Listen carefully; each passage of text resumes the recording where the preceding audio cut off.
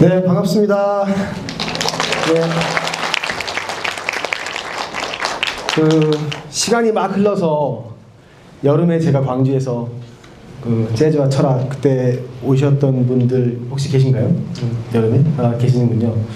그래서 옷만 바뀌었지 다 그대로 그런 것 같아요. 여러분 너무 감사드리고 우리 박고영 교수님 잠깐 나오셔서 우리 함께 재즈와 철학 2의 계시를 알리겠습니다.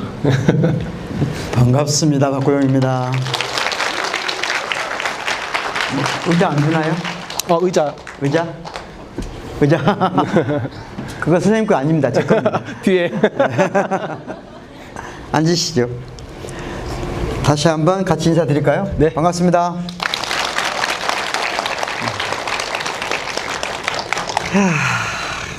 바쁩니다. 매일매일. 일단 우리 레이설 교수님 지난번 재즈 1 오신 분 손 들어보세요. 그래서 잠깐 소개해드리겠습니다. 레이설 교수님은 현재 버클리 음악대학의 스페셜 뮤직학과? 프로페셔널 뮤직. 프로페셔널 뮤직학과 교수님이시고, 연주자 이제 방금 보신 것처럼 작곡가시고, 또 교육자시고, 우리가 만난 것은 우연히 나한테 연락을 해서 저한테 메일 보낸 사람 여기도 굉장히 많죠. 제가 읽지 않거든요, 거의. 근데 운명적으로 읽는 사람도 있었고 어쩔 수 없이 읽게 됐어요. 여기까지 오게 됐습니다. 본인 잠깐 소개하시죠. 네, 반갑습니다. 아까 말씀드린 것처럼 제 영어 이름은 레이 설씨예요, 설씨. 그래서 한국 이름은 설행수라고 하고 순창설 씨. 교수님 고향이 순창. 약간 그렇지 않았으면 못 만났습니다. 네, 순창설 씨고 미국으로 간 지 27년 정도 됐고요. 거기서 이제 유학생으로 저는 가서 열심히 음악하고 또 배우고 지금까지 계속 쉬지 않고 음악하고 있는 차에 이번 여름에 무슨 프로젝트가 있었어요. 연구하는 과제가. 그래서 평소에 제가 박고영 교수님 미학 관련돼서 많이 좀 도움을 받아서 꼭 한번 뵙고 싶어서 이메일을 보냈는데 연락 주셔가지고 이렇게 만나게 됐습니다. 박수를 치세요. 지금 제가 잘 보입니까? 저는 여러분이 잘 안 보여요, 지금. 그래서 표정을 잘 못 읽으니까 좀 과한 표정을 지어주세요. 알겠죠? 예. 일단 오늘 주제가 재즈와 철학. 재즈 공연을 한 번이라도 그 전에 들어보신 분, 참여해보신 분, 재즈. 예. 오늘은 재즈를 공부하는 시간을 갖도록 하겠습니다. 예, 재즈. 그러면, 철학자 중에서 재즈에 대해서 아주 많은 기대를 했다가 아주 많은 실망을 한 철학자가 있습니다. 이름은 테오도르 비젠구른트 아도르노. 다 줄이고 그냥 아도르노. 원래 항상 외국 사람 말할 때는 풀네임으로 말하는 습관을 들여야 됩니다. 알겠죠? 알겠죠? 아도르노라는 철학자가 재즈를 비판을 했어요.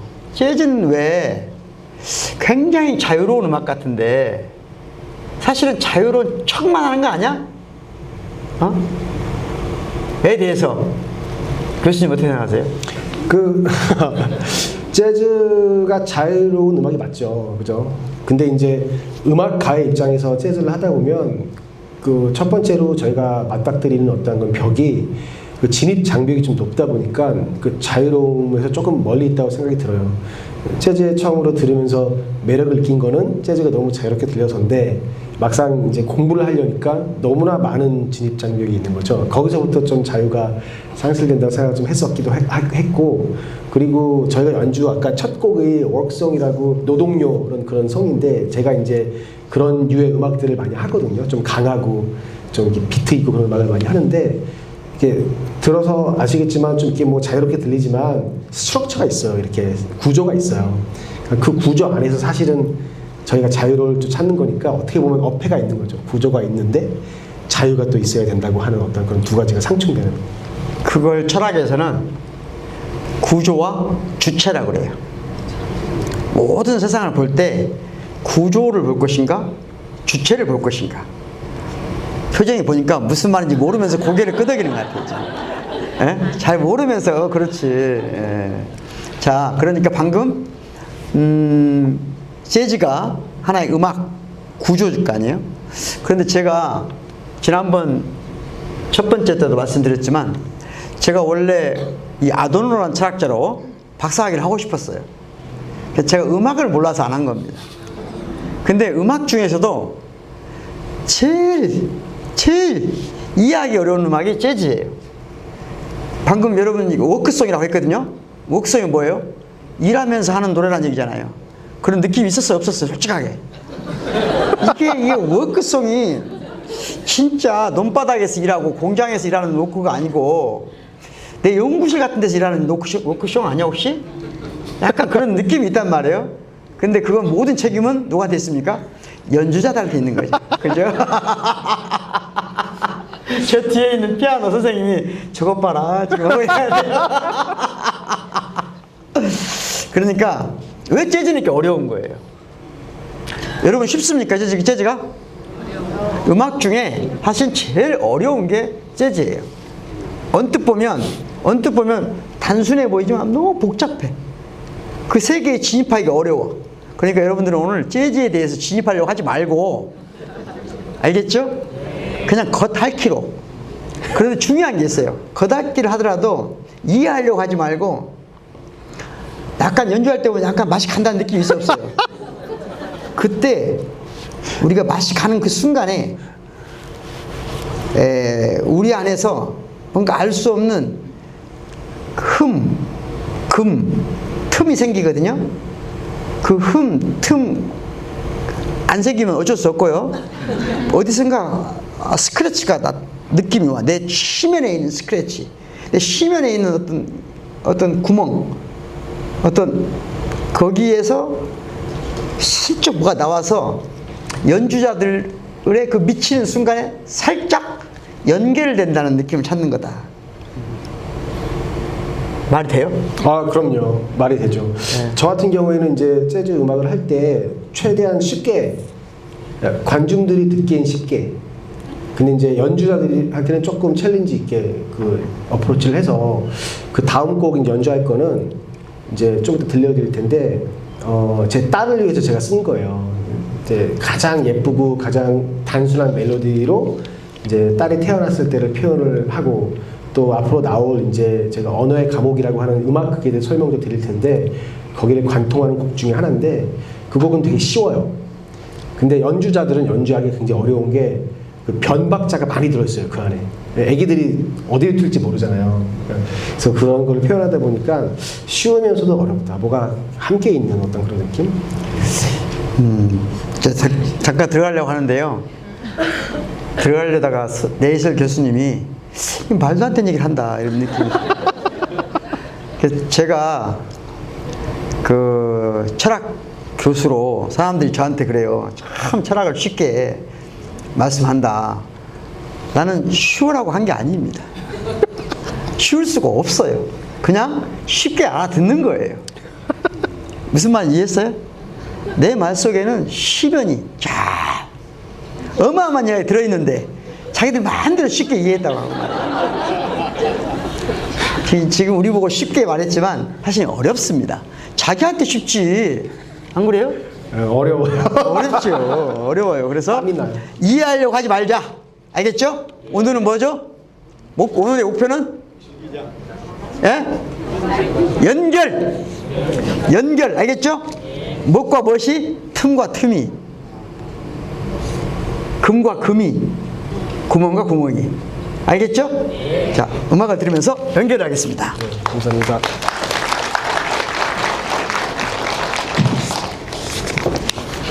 제가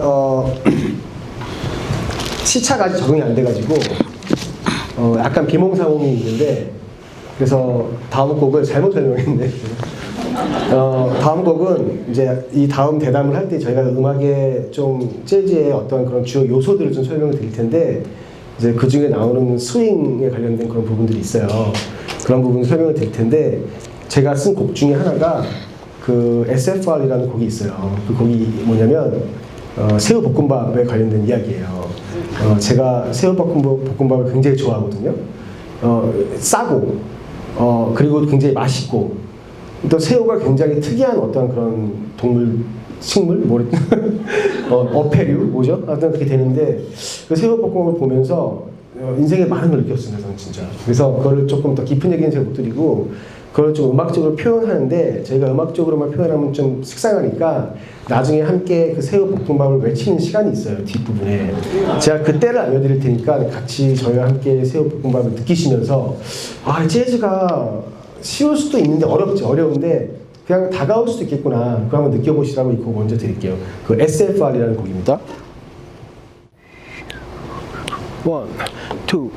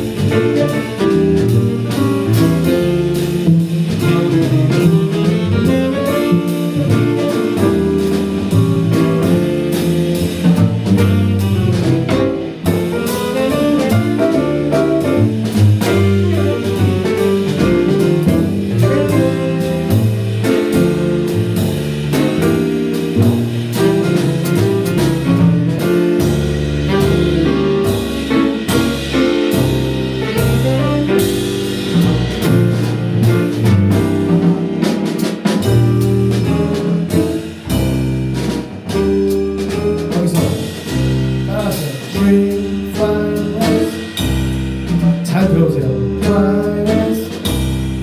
Dream, fly, rise. 다 함께.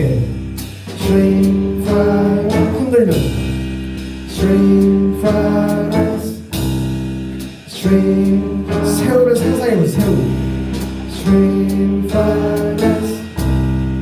Dream, fly, rise. 약간 춤을 추면서. Stream fly rise, stream fly rise. 조금 더.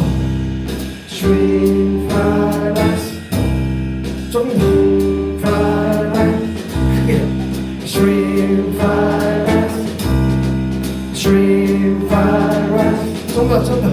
Stream fly rise, stream fly rise, stream fly rise. Stream fly rise, 어떻게? Stream fly rise,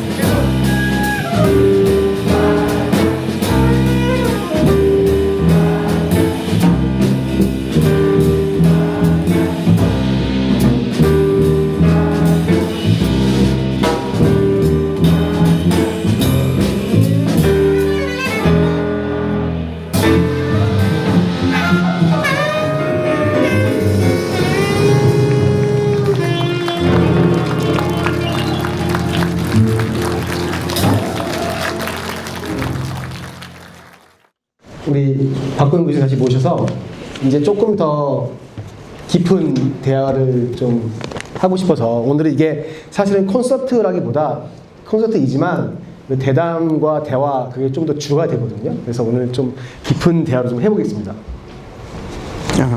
네. 아, 노래나 듣고 싶은데 지금 음악 듣고 싶은데 나와서. 좋아. 방금 어떤 느낌 있었어요? 방금 지금 그 프라이팬에서 고통받고 있는 새우와 연결됐습니까? 새우볶음밥을 왜 좋아하세요, 근데? 이거 맛있죠. 네, 싸고 싸니까 일단. 한국은 좀 비싼가요, 새우가? 아니, 네, 10,000원 넘어요. 새우볶음밥이 비쌉니까, 쌉니까? 저는 뭐 볶고 이런 걸 안 좋아해서. 아, 오늘은 그래서 제가 지난번 저는 공연을 봤거든요, 같이 서울에서 공연을 봤는데, 그때도 이렇게 좀 했는데, 오늘이 이제 또 두 번째 됐는데 갑자기 계속 일단 소개를 하겠습니다. 그 이따 또 소개하겠지만 김영직 선생님, 제가 말이 되는가 안 되는가 모르겠는데 계속 듣는데 우리 저 뭔가 음이 뭔가 절제된 느낌이 계속 받죠? 제가요? 예. 제가 잘못 보고 있는지 모르겠는데, 예. 그러니까 재즈 드럼 뭔가 굉장히 절제돼 있다. 하여튼 그런 느낌 받았는데, 그건 내 생각이에요. 내 느낌. 우리가 오늘 잠깐 이 시간에 배우려고 하는 것은 이따 본격적인 얘기를 하는데, 이 시간에는 재즈를 이해하는데 가장 기초적인 거. 기초 중에 기초. 제일 먼저 뭐가 궁금합니까? 재즈 그러면 가장 재즈를 재즈이게 해주는 것은 무엇인지 모르지만 가장 중요한 기초 중에 기초. 첫 번째가 스윙이죠. 스윙. 예, 설명을 좀 해주시죠. 그러니까 이제 스윙이라고 하는 게 예전에 그 여름에 제가 설명 잠깐 드렸었는데 그건 뭐 그때는 기억 잊어버렸어요. 당연히 기억 못하시겠지만 저도 좀 가물가물합니다. 이게 두 가지 관점이 있는데 한 가지는 리듬으로서의 스윙. 그래서 아까 저희가 이제 일부러 첫 두 곡을 제가 스윙곡을 했어요. 이제 베이스가 이제 계속 워킹이라고 해서 노트를 계속 반복해 치잖아요. 여러 가지 연들을 이어서. 그리고 우리 드럼 선생님께서 이 심벌을 계속 탱탱탱탱탱 치고, 그리고 색스폰이 그리고 또 피아노가 그 위에 자기를 얹어서 자유롭게. 그래서 스윙이란 리듬의 한 일종이에요. 리듬감. 춤을 추게 하는 리듬감이 한 일종. 이제 그 다음에 또 다른 스윙은 그 우리 삶에서의 어떤 그런 조화, 이렇게 한 스윙감이 충만해졌을 때 저희가 굉장히 기분 좋은 그 감을 느끼거든요. 뭐가 충만하고 뭐가 잘 조화됐었을 때. 그래서 여름에 그때 뭐 아귀가 맞는다 그렇게 말씀하셨었는데, 그런 느낌적인 스윙 두 가지가 나눠지거든요. 근데 오늘은 조금 더 원론적으로 기초적인 스윙 감에 대해서 한번 예. 그래서 우리 그 영직 선생님께서 드러머신데 스윙을 저희가 이제 스윙 감을 낼 때 그 한번 라이드 심벌로 쿼터 노트를 한번 땡땡땡땡 한번 쳐보실 거예요. 네. 이제 이게 4분 음표가 이제 계속 땡땡. 음악 기초를 좀 하신. 기초를 좀 설명해 어떻게 해야 되죠? 땡. 알고 있다고 생각하고. 오케이, 알고 있습니다. 네. 땡땡땡땡. 그 땡땡땡 땡과 땡 사이에 사면음이 들어있어요. 사면음. 사실은 그래서 우리들은 그거를 땡땡땡땡으로 안 느끼고 땡땡땡땡땡땡땡땡땡땡땡이라고 들어요. 그거를. 신기하죠? 그래서 땡땡땡땡땡땡땡땡땡땡땡을 이제 조금 변형시켜 치면 이제 스윙 리듬을 조금 만들 수 있어요. 땡땡 땡땡 스윙을 한번 네, 드러머 김영식입니다. 간단하게 설명을 드릴게요. 그러니까 몇 가지 방법이 있는데요. 제가 그러니까 이거 심벌의 사운드를 구음으로 해서 띵, 띵, 띵, 띵, 예.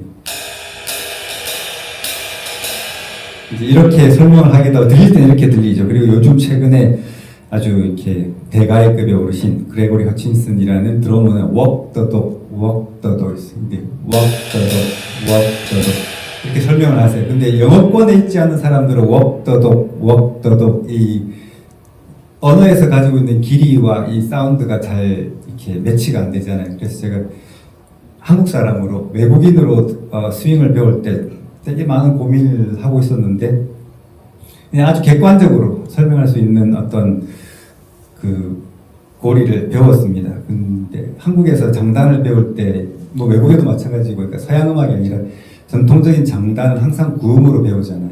덩, 기덕, 덩, 도를 하는 거를 악기 소리로 이제 표현을 하는데, 그것처럼 이거는 그러니까 스카티시에서 가지고 있는 드러밍 전통이긴 한데요. 그러니까 레이서 교수님이 세 개로, 한 박자가 세 개로 나누어진다라고 이제 한국말로 분박이라고 그러잖아요. 그 분박을 말로 표현을 해주는 거죠. 그 영어긴 한데 1 트리플렛, 2 트리플렛, 3 트리플렛 할 때 이제 let 액센트가 있잖아요. let에 액센트가 들어가서 1 트리플렛, 2 트리플렛, 3 트리플렛, 4 트리플렛. 이래서 이제 약간 그 음악적인 시간에 잣대를 잡아주는 객관적인 근거가 이제 트리플렛의 3분박에 있다라는 거고요. 이제 그걸 빨리 했을 때 이 정도 편안한 템포라고, 이 정도로 이제 빠른 템포로 갈 수 있고요. 근데 어쨌든 연주하는 사람 입장에서는 그 세 개가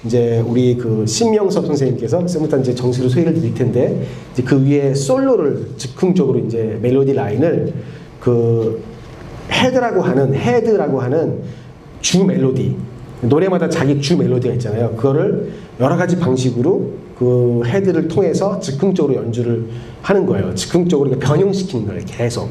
네, 자세히 들어보시면 리듬 섹션도 리듬 섹션을 우리 색스폰을 위해서 리듬을 제공하면서도 그 안에서 저희도 즉흥적으로 이제 여러 가지를 바꿔요. 계속.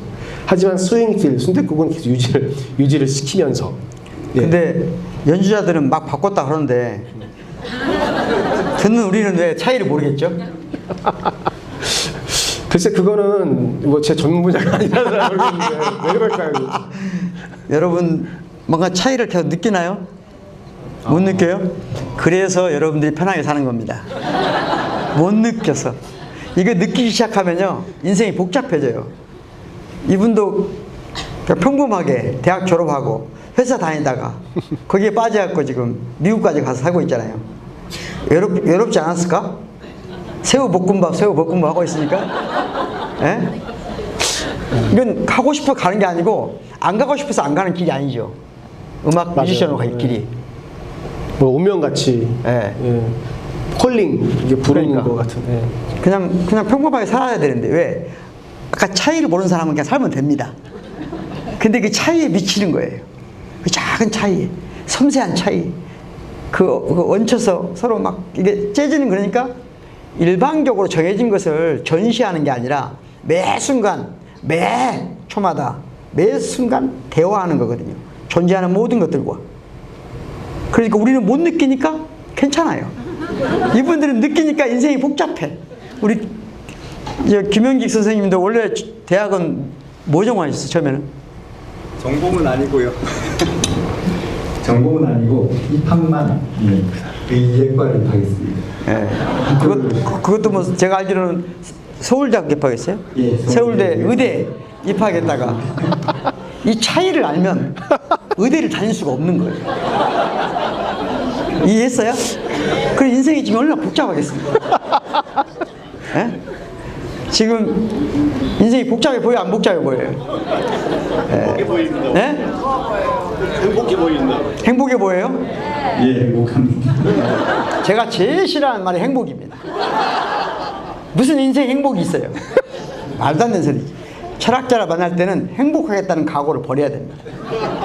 행복은 모든 걸 차이를 무시해버리는 거예요. 행복하려고 하지 마요. 알겠죠? 오늘 이 순간 음악을 들으면서 행복하려고 하지 마요. 알겠죠? 저분들은 왜 미쳤나? 왜 인생을 저렇게 꼬고 있나? 아까 말했죠? 이 작은 차이 거기에서 다시 서로 연결을 해보겠습니다. 알겠죠? 연결을 해보고 다시 등장해서 오늘 본격적인 이야기 하겠습니다. 알겠죠? 네, 고맙습니다. 감사합니다.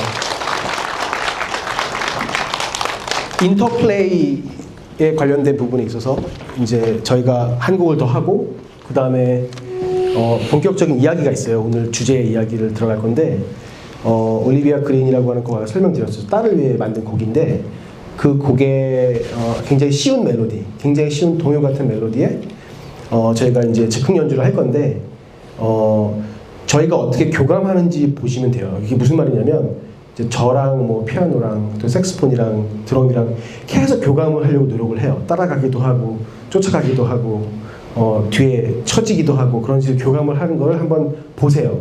그게 이제 저희가 인터플레이고 그 묘미가 너무 달콤해서 사실 거기에 빠져 있는 거거든요. 저희가 그래서 한번 들어보십시오. 올리비아 그린입니다.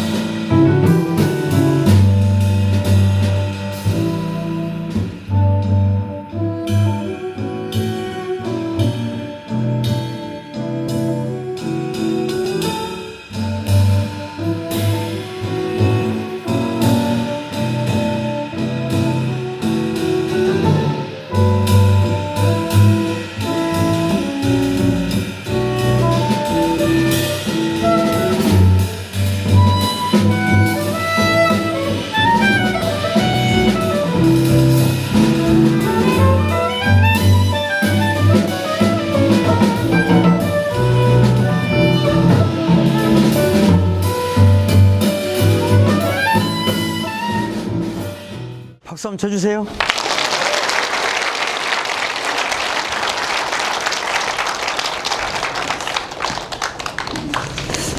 여러분들이 지금 내가 어느 정도의 공연을 보고 있는지 모르는 것 같아요. 그게 걱정입니다. 에?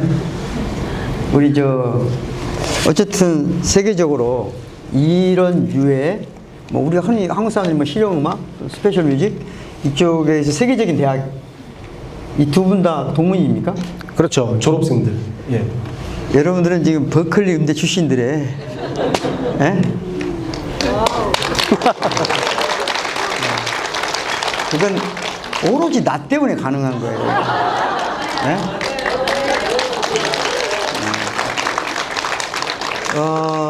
제가 약간 서사를 잠깐 말씀드리겠습니다. 어느 날 이 아저씨한테 연락이 와서 서울에서 카페에서 만났죠, 처음. 근데 전 특징이 있는 것 같아요. 어떤 사람이든 딱 처음 만나는 순간 친구가 된다 안 된다는 알 수 있어요. 한마디 문장도 안 꺼내도. 근데 그런 사람이 매일 있습니다, 저한테는. 근데 그 중에 만나자마자 우리는 서로 아무것도 모르거든요. 그런데 갑자기 자기 이야기를 하는 거예요. 하여튼 본인이 생각하기도 내가 그런 사람이었나 보죠. 예. 나는 사실은 제가 아주 오래전에 지금 여러분들 아마 들어보면 알 수 있는데 제가 미학 강의 학생들한테 하려고 아주 오래전 컨텐츠이기 때문에 낡은 거거든요. 근데 그걸 하여튼 제가 최근에 여러 군데 연락 받은 것은 주로 외국에 나가서 예술을 가르치는 우리나라 출신의 교수님들이 제일 많이 보는 것 같아요. 그래서 저한테 연락을 많이 그 중에 한 분이었거든요. 그랬는데 와서 그런 이야기가 아니라 갑자기 그런 얘기 하는 거예요. 여기 원래 컴퓨터 전공이죠? 컴퓨터 소프트웨어? 네. 전공하시고 회사를 다니다가 아까 그 차이, 음악의 차이 그게 미쳐서 다 때려치고 미국 가겠다 하니까 아버지는 내 사업이나 나중에 해야지. 아버지 사업하시겠다. 내 사업을 물려받아서 회사 열심히 다니다가 말도 안 되는 소리인 거죠. 네가 뭘 할 수 있어 가서. 근데 엄마가 그래 가라. 그래서 미국을 무작정 가서 어떤 교수를 찾아갔대요. 찾아가서 나 음악을 공부하고 싶다. 그러니까 너 이 악기를 혼자 열심히 해서 마스터가 되면 어느 정도 그때 와라. 그래서 몇 개월 동안 총 길이는 1년인데 6개월 아주 인텐시브하게 네, 했죠. 1년 정도 혼자 아마 돈이 좀 가지고 갔겠죠. 직장생활 했으니까. 그래서 혼자 악기 갖고 노는 거야. 1년 동안. 가르치는 사람은 저 혼자죠. 그냥. 없이. 이 정도면 약간 상태가 안 좋다고 봐야죠. 그래 간 거야. 다 찾아갔어. 1년 만에. 연주를 잘했을까요? 못했을까요? 그건 모르죠.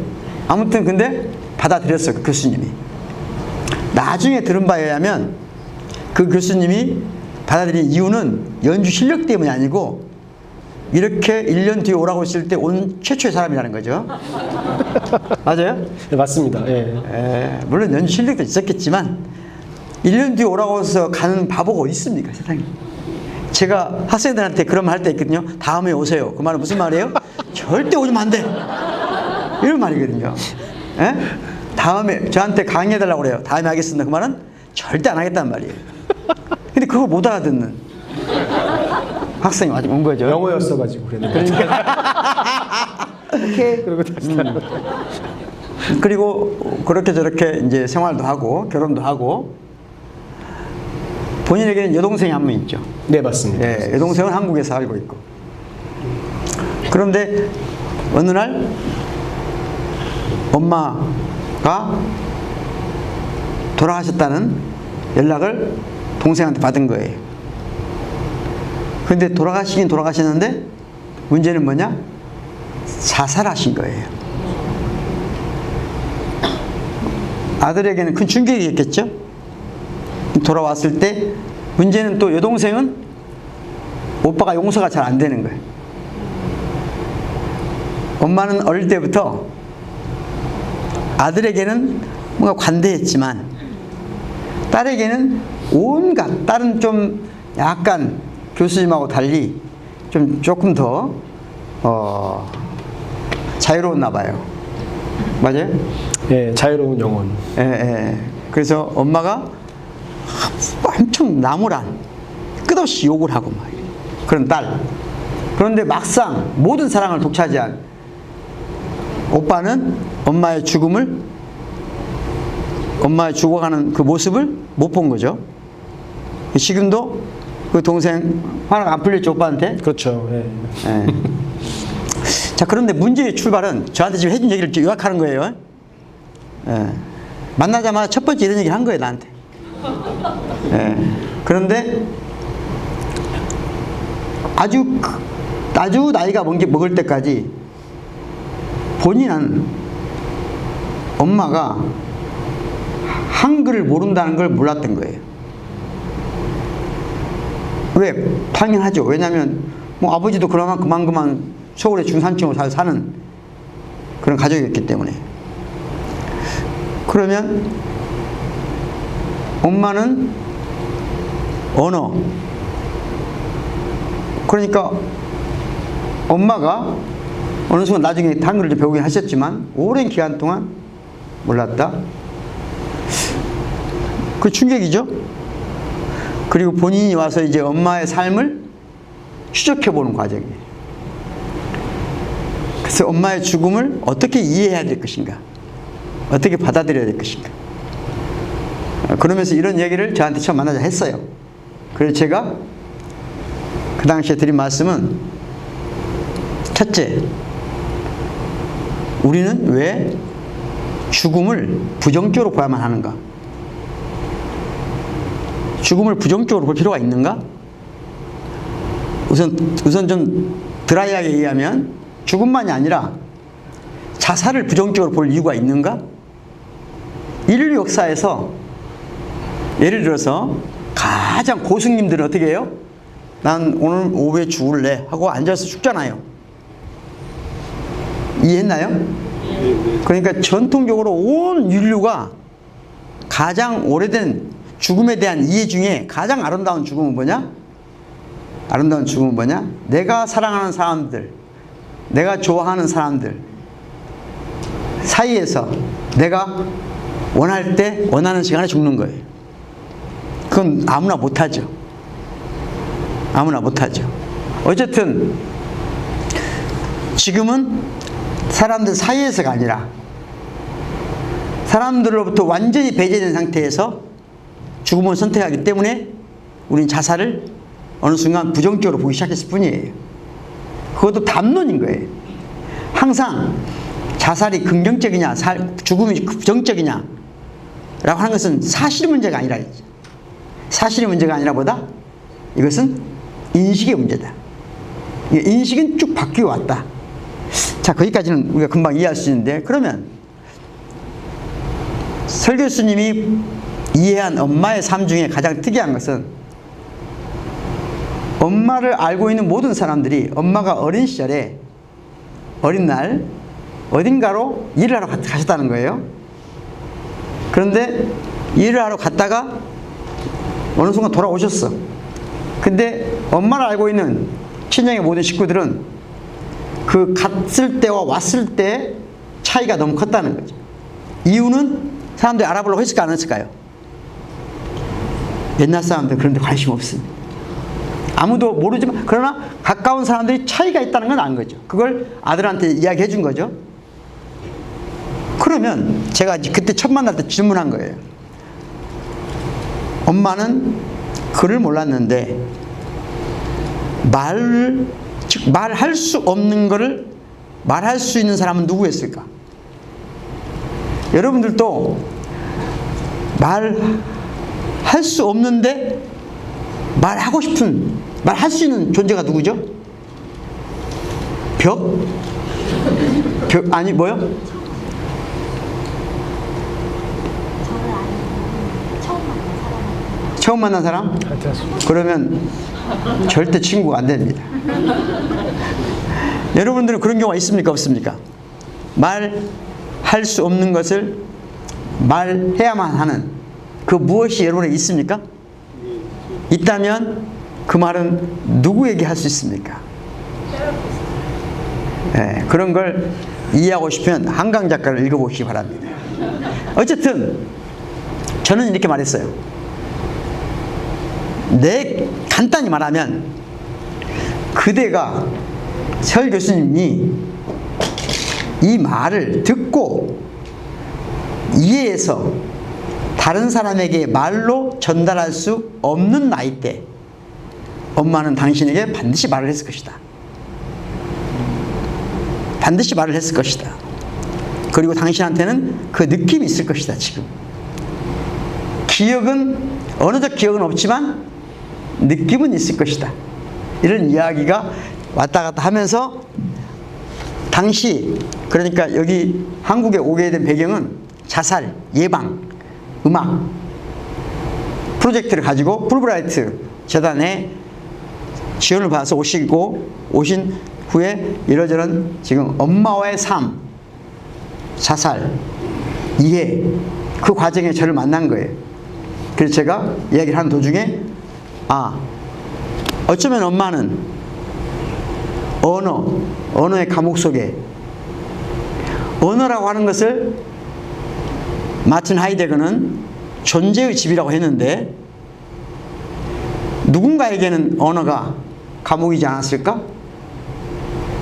언어의 감옥인지 감옥의 언어인지는 알 수 없지만 그런 거 아니었을까? 라고 하는 이해, 이 출발로부터 시작해서 오늘 연주할 곡들이 탄생한 겁니다. 설명 잘 됐어요? 네. 기억력이 진짜 좋으시네요. 정말. 남들은 이게, 저를 천재라고 합니다. 6월 저희가 5일 날 만났었거든요. 6월 5일. 예. 지금 12월 넘었는데 지금도 섬세한 얘기가 다 기억나지만 언어보다는 느낌이에요. 그러니까 나를 처음 만났는데 얘기를 한 거거든요. 내가 그렇게 믿음이 간다는 얘기죠. 그래서 오늘 이 곡이 쓰여지고 이 곡의 심장부에 있는 이야기가 이 책으로 만든 거예요. 그러니까 그때 와서 작곡을 여기 광주에서 여기 호남신학대학교에 같이 동료 교수님 한 분이 같이 공부한 형이고 이렇게 연결해서 와서 광주에 계셨어요. 그러면서 지속적으로 엄마의 언어가 아닌 언어와 화해할 수 없는 그것을 그 무엇인가를 음악으로 만들어낸 거죠. 그리고 그걸 서울에서 지난번에 공연을 한 거예요. 그러고 나서 또 미국 가서 이렇게 책을 써가지고 왔어요. 자, 혹시 이제 지금부터 샀어요, 책? 안 샀어요? 책은 왜 산다고요?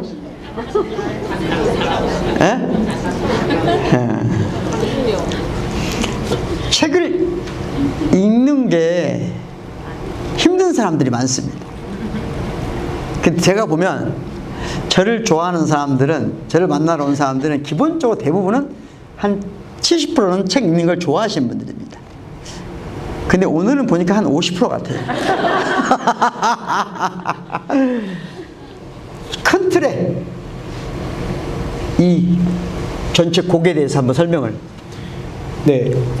너무 자세하게 말씀을 주셔서 감사하고, 그때 박구영 교수님께 연락을 드린 건 뭐 개인적으로 베푸도 싶었지만, 제가 이제 이런 작업을, 특히 곡 작업을 굉장히 많이 하는데, 곡을 쓸 때 꼭 저는 그 곡에 철학적인 어떤 그런 배경이나 이론들을 집어넣어요. 안 그러면 곡이 그냥 제 생각에 개인적으로 그냥 아무 의미 없는 어떠한 그런 메아리 같이 들리더라고요. 그래서 그게 조금 신지가 있으려면 사람들이 좀 많이 이해하는 어떠한 좀 깊이 있게 이해하는 어떤 이론들을 좀 집어넣고 싶어 하는데 이거는 제가 아예 그 어디서부터 시작을 할지 모르겠는 거야. 자살, 어머님에 대한 이야기. 그래서 한번 이제 만나서 여쭤보고 싶었어요. 어떤 철학적 관점이 있는가. 그래서 이게 풀브라이트에서 제가 이제 지원금을 받아서 3개월 동안 여기 와서 이제 음악극을 이제 만들고 싶었습니다. 콘서트를 많이 했으니까 음악극을 만들고 그 음악극 안에 관통하는 8개의 곡을 제가 써서 그 곡을 중심으로 이야기를 풀어서 이제 그걸 진행하는 걸 쇼케이스를 이제 했는데 그 안에 원래 제목은 그냥 아들의 어떤 마음에 집중을 해서 그러니까 아들의 마음에 집중을 해서 언젠가 또 볼 수 있으면 너무 좋겠다라고 하는 아주 단순한 생각으로 또 다른 계절이라는 제목으로 이제 했다가 교수님을 만나고 그래 어쩌면 우리 어머니는 그 언어의 감옥에서 탈출하기 위한 어떠한 시도 어떠한 그런 방식으로 죽음을 선택할지도 모른다고 하는 전혀 생각하지 못했던 그런 생각이 든 거예요. 그래서 그때 그냥 제목을 바꿨어요. Another Season, 또 다른 계절에서 언어의 감옥. 그래서 언어의 감옥에 총 8곡이 들어가는데 그게 이제 제가 태어나 어머니가 젊었을 때 이제 어디론가 일을 가셨을 때 어머니의 모습이 저한테는 참 죄송한 얘기긴 한데 참 애처롭고 불쌍하고 또 왜 그렇게 생각했냐면 글을 모른다는 것 자체가 얼마나 힘들었을까. 근데 자존심이 또 우리 어머니는 되게 강했었거든요. 제가 기억나는 어머니가. 그러니까 굉장히 창피함도 있었을 것이고 그런 곳에서 어쩌면 고통을 많이 받았을 것 같다는 생각이 많이 들어서 그 어머니의 그 여정들을 이제 그 돌아가시는 데까지 여정들을 8개의 곡으로 이제 제가 스토리를 만든 거예요. 이제 그 중에 한 곡이 방금 전에 들려드렸던 저희 딸에 관련된 이야기. 저희 어머니는 저희 딸을 한 번도 본 적이 없으니까 그리고 저희 어머니가 예를 들어서 영어 이름이 있다면 꼭 올리비아였을 것 같다는 생각이 드는 거예요. 그래서 제 딸의 이름이 올리비아 그린인데 초록인데 초록이를 만나는 그런 순간들을 제가 이제 글로 썼고요. 글로 음악을 썼고 그 전에 들었던 그 SFR이라고 하는 거는 제가 이제 새우볶음밥 그거는 제가 이제 뉴욕에서 유학을 할 때 어머니가 돌아가시기 3일 전에 저한테 전화를 하셨는데 어머니가 이제 산 위에 갔다는 거예요. 저희 어머니는 제가 이제 첫째 아들이기도 하고 저를 많이 이뻐하셔가지고 통화는 자주 했어요. 굉장히 친한 사이였는데 전화를 문득 해서 엄마 어디야? 그러니까 산에 그래서 등산을 갔다는 거예요. 저 어머니는 등산을 가시는 분이 아니거든. 그래서 그러냐. 근데 왜 그 산 꼭대기에 갔냐고 물어보니까 산을 보고 싶고 해산을 보고 싶었다는 거예요. 그래? 근데 제가 그날 좀 기말고사 기간이었었어요. 그래가지고 너무 시간이 없고 엄마 산에 갔다니까 그렇게 했는데 끊자고 했는데 어머니께서 너는 행복하니? 그런 질문을 하는 거죠. 근데 저희 어머니가 하신 질문 중에 가장 깊은 질문인 거예요. 그 전에 그냥 밥 먹었냐, 뭐 잘 지내냐 그런 질문을 했는데 너는 행복하니? 그래서 대답을 했죠. 행복한데 이제 지금은 시험이 있어서 이제 가야 된다. 그리고 이제 전화를 끊고 이제 그 3일 뒤에 돌아가셨는데 그 너는 행복하니라는 질문 자체가 저한테 굉장히 마음에 좀 꽂혔던 거예요. 그래서 제가 이제 이민자, 뭐 유학생으로 살면서 굉장히 힘든 일이 많았었거든요, 저는. 그러니까 저희한테는 새우볶음밥이라고 하는 그 어떤 상징성이 뭐냐면 그거를 만드는 중국 음식점의 중국인 요리사도 영어를 한마디도 못하는 제가 살던 브루클린에 사셨던 분이셨고 제가 그 집에 매일 가서 그걸 먹었던 이유도 서로 약간 동지의식 같은 거. 근데 그 사람의 새우볶음밥이 정말 맛있었거든요. 저는 저 재즈도 그렇게 엄청난 그 재즈를 하고 싶었던 거예요. 서로 영어도 못하고 이방인으로 살면서도. 그래서 이 곡을 썼던 거. 그리고 이제 그게 쭉 관통이 되면서 제가 이제 영등포에 광주에서 이제 곡을 더 완성을 한 다음에 나머지 곡에 이제 어렌지, 그러니까 편곡을 할 때 이제 서울 영등포에서 영등포 시장에 가서 상인들이 어떻게 사는가를 잘 관찰을 한 다음에 그 녹음을 다 해가지고 그 삶 자체, 우리가 이제 태어나서 이제 언어를 모른 채로 어머니가 살아갔을 때 그런 정말 삶들을 다 녹취를 해서 그걸 이제 음악으로 만들고 그리고 나중에 광주에 있었을 때는 제가 총 횟수로는 14분인데 이제 동의서를 받은 건 7분, 여기 몇 분이 와 계신데 그분의 인터뷰를 또 따가지고 거기서 키워드를 다 뽑아서 이제 주제곡을 또 만들고 그 안에 한 가지 키워드가 있었는데 그건 이제 오늘 연주를 할 건데 물어봤어요. 어떻게 의미를 갖고 계시는가, 어떻게 이해하고 계신가 그 죽음에 대해서. 근데 어떤 교수님께서 오늘 여기 와 계신데 교수님께서 자신은 삶과 죽음이 약간 중첩되어 있다고 느껴진다는 거예요. 20년이 지나니까 어딘가에 살아있을 것 같다는 느낌이 든다는 거지. 저희가 어머니의 매일 전화 안 드리듯이 거의 계신 거 보진 않지만 살아겠다는 걸 느끼잖아요. 그것처럼 돌아가셨지만 어딘가에 있을 것 같다는 그 느낌. 그리고 우리는 우주에서 어떤 모습으로 만날 것 같다는 그런 삶과 죽음이 중첩되어 있는 느낌이 너무 들으셨다고 해서 그 키워드를 가지고 이제 진도 호남 쪽 남해 지방 시킴굿을 이제 음악화 해가지고 곡을 또 하나 만들었고 그리고 오늘 또 좀 이따 모실 우리 또 엄청난 국악인이 한 분 계신데 그분의 도움을 또 받아서 그 스토리들을 다 안일이 형식으로 또 만들어서 약간 국악과 재즈가 협조되는 어떤 콜라보레이션 되는 그런 곡을 만들어서 쭉 이어져요. 그래서 마지막까지 이어지면서 다시 어머니가 언어의 감옥으로 탈출을 해서 그 다음 세계의 또 다른 계절에 저를 다시 만나는 곡이 이제 그 앨범에 이번에 나오는 오케스트라 곡으로 가장 예쁘고 가장 풍성하고 가장 아름답고 가장 비싸고 가장 최고로 드리고 싶었던 곡을 만들어서 또 이제 앨범에 담았죠. 그래서 그 8곡이 이제 어머니의 삶, 저의 애도, 그리고 이제는 애도보다 공감하고 싶고 좀 나누고 싶다는 마음들.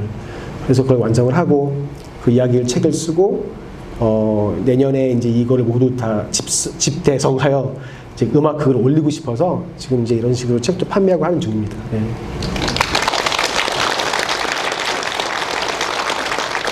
그래서 나중에 음악극을 하게 되면 또 여러분들 초대하겠습니다. 물론 돈을 내야죠. 네.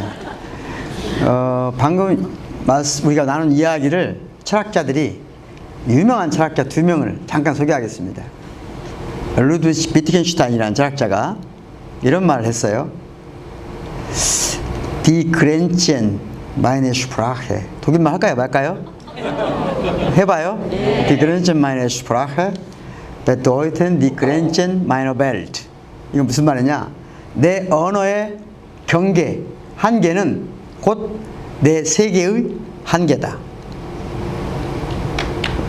무서운 말이지 사실은. 내 언어의 한계는 내 세계의 한계다. 그러니까 언어의 양이 곧 그가 살아갈 수 있는 삶의 양과 비슷한 것. 이런 말도 있는데 아까 말한 아도르노라는 철학자가 또 이런 말을 했어요. 아도르노 아까 기억나죠? 예. Die Kunst ist Sprache des Sprachlosen. 이게 무슨 말이냐? 예술은 언어 없는 자들의 언어다. 예술은 다시 말합니다. 예술은 언어를 빼앗긴 자들의 언어다. 예술은 언어를 상실한 자들의 언어다. 무슨 말 이해했죠? 이 입장에서 언어를 잃어버린 언어의 감옥이란 언어를 잘 구사한단 말이 아니에요. 언어적 질서체계가 지배하는 데서 언어를 빼앗겠다는 거예요. 언어적 즉 상징 질서와 체계에서 그 상징 질서와 체계에서 배제된 자, 때려 눕혀진 자, 그들에게 언어가 예술이라는 거예요. 그들에게 말이 예술이라고 하는 거죠. 이 맥락에서 삶과 죽음을 만약에 우리가 혹시 음표와 음표 사이로 간다면 자살은 첫 번째 음표, 아직 도래할 음표에서 도래할 음표를 없애버린 것일까? 아니면 도래할 음표와 이미 지나간 음표 사이에 저 시면으로 더 깊이로 들어가는 즉 언어를 빼앗긴 자의 미학적 언어일까? 말이 좀 어려워요? 쉬워요? 어려우라고 한 말이에요. 그래서 제가 지난번에 재즈와 철학 원에서 그런 표현을 썼었죠. 그러니까 음과 사이, 진리는 저 멀리 음과 사이에 쉬면, 그 쉬면 저 깊숙한 곳에서 들려오는 서사다. 아, 멋지다. 그런데 저는 최근에 한강 작가를 읽으면서 조금 생각이, 진리는 멀리서 오는 서사인가? 아니면 스스로 멀어져 가는 서사인가? 다시 말하면 언어적 상징 체계와 화해하기 위해서 돌아오는, 귀환하는 그런 시면인가? 아니면 이 언어적 상징 체계와 쉽게 화해하지 않고 거기로부터 멀어져 가는 서사인가? 이 두 가지 가능성이 제가 생각하기에는 레이설 교수님의 언어의 과목 음악 안에 두 가지 가능성이 다 있다. 근데 아직 본인이 잘 모르는 것 같다. 이거 농담이에요. 진지하게 받았네. 저는 다 좋습니다. 예. 그래서 음표와 음표 사이에 쉬면 그 안에는 뭐가 있다? 검은 호수가 있다. 그 검은 호수를 만나보겠습니다. 뜨거운 박수 부탁드리겠습니다. 네, 감사합니다.